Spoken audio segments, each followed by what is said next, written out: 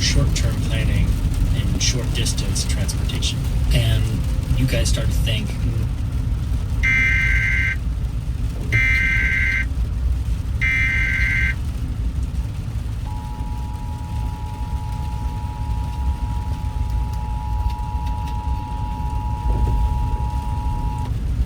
The National Weather Service in Portland has issued a tornado warning for west central Clackamas County in northwestern Oregon until 4:15 p.m.